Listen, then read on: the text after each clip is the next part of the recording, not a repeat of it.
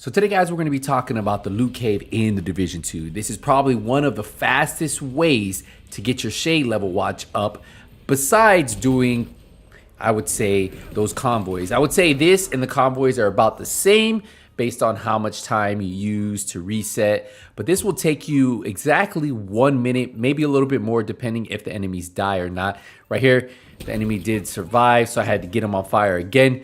But this room right here, level 10 of Summit, is probably the fastest way to get your shade watch up. Now the build is the same one you use for the convoy, the one I showed you, the Eclipse Protocol build. I'll show you a quick breakdown of it for all of you players who aren't sure how you guys run that build. I will break it down in just a second. Now I will tell you what you really want to pay attention to is the method, right? Because the method is what makes this very fast, very efficient. Every time you complete it, you might get about a full level depending if you have any of the summit challenges on.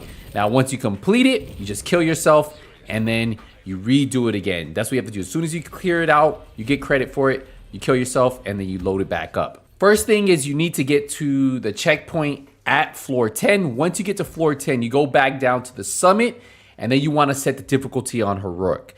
Once you do that, you want to have as many directives on as possible. I pretty much have all of them on except cool skills and scavenge skill. Then all you need to do is get in the elevator and then make sure you guys get the right floor. Because remember, floor 10 has multiple configurations, but the one that I was just showing you at the very beginning of the video is the one you want. Now, for some reason you don't get that floor, what you want to do is actually head back to the lobby and reset it. Now, once you arrive to this floor where you can actually see the main room and you get into this room and you see the enemies in front of you, this is going to be the one you want.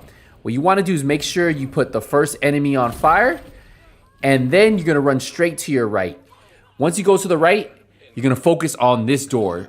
As long as you get in cover over here, the enemies should spawn out. Every now and then you might get one enemy come out behind you, but most of the time, if you can get into this cover, all the enemies should spawn out behind you. I will tell you, as you guys are about to see, if you guys mess up and you don't kill one NPC and you leave them behind you, the final wave won't pop up. So you'll need to make sure that you take him out. As you guys look, I'm looking for him. I find him. I can put him on fire. I get right back in cover because I want to get, there's always 2 waves out of this door. So after the boss wave, there's always 1 wave right after. So just make sure you take out those 2 waves. Once you do that, you'll get that, hey, I completed the floor, and then you could kill yourself. Hey, and look, I got an exotic marksman rifle. So you can do this over and over and over as much as you want, as long as you don't go into the next area. So you might ask, how is the build spec'd?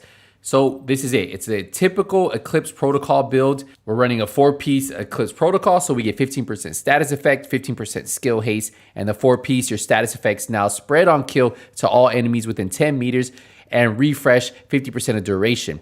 We have skill tier on here, status effects, and skill haste. And obviously the backpack talent's going to amplify all damage you deal to status effect enemies by 30%. So you want to run the backpack and the chest piece. For the gloves, we're running skill tier and status effects. For the knee pads, skill tier, status effects. So status effects on all of the Eclipse Protocol pieces. And then on the chest, status effects, and then the mod you want is skill haste. And the chest speed talent's gonna help us with that indirect transmission from 10 meters to 15 meters. Now I run this with the Vile Mask. This is gonna have the skill tier, status effect, hazard protection. We put a skill haste mod, and toxic delivery just works really good with your Eclipse Protocol build. If you guys watched any of my Eclipse Protocol builds, always this setup. And then we have 1-piece golden gear, and this is gonna have 1 roll of armor. We have 10% status effects, and then we have status effects and skill damage. And for the skills, we're running the Fire Chem Launcher. Obviously, that's what you're gonna wanna go with.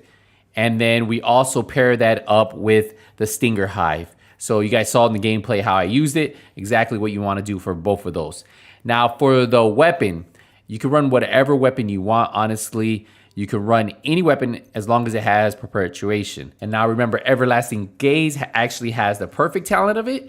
But since we are running ammo hoarders, I recommend putting it on any pistol. I put mine on the TDI, and this is gonna give us that 1 skill tier. Plus we have the talent, and what that does is when we get those headshots, we're gonna increase our status effects, and it makes clearing these floors very easy. Now remember, there is no cap on how many times you can do this. as long as you don't go into the other room. As long as you kill yourself after you clear the floor and you stay in this room right here, it will automatically respawn all the enemies. And don't worry, if you make some mistakes like I did right here, you can usually save it. As long as you're in cover over here, when you kill the final enemies that spawn this section right here. But look how easy it is. Your hive's gonna do damage, your burn's gonna burn them. You shouldn't have any issue. Getting your shade level watch up is probably going to be a lot easier.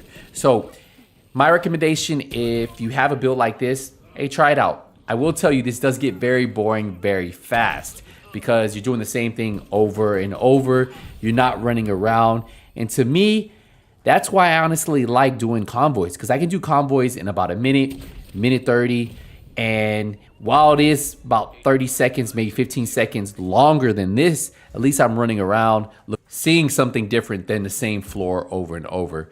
So just something for you guys to keep in mind. Remember, the Eclipse Protocol build works amazing with this. Another thing I will tell you is when you're going from floor 1 to 10, you can have it on normal and you can have no directives on. You don't have to worry about having it on heroic. You could actually change it. Once you get to floor 10, just go down to the bottom, reset it, right? Don't reset the floor level, but reset what you want. So put it on heroic, add those directives, and that's all you have to do. So 1 to 9, just do it on normal if you want to speed through it. Once you speed through it, then you can focus on this and just do this over, and over. And before you know it, your Shade Watch will be up there. It's not the most exciting, and you know, it's just one of those, if you're looking for a specific gear piece, you might not get a lot of that gear. That's why Countdown still is better. It has a lot more drops. This one does have a few drops, I think, but you do get a lot of field proficiency because you do level up. But remember, field proficiency isn't tied to what you're target farming. So just something you keep in mind. If you're looking for specific gear pieces, Countdown is still going to be the best for farming. This is going to be great for shade levels. I really think this is the best for shade levels along with convoys.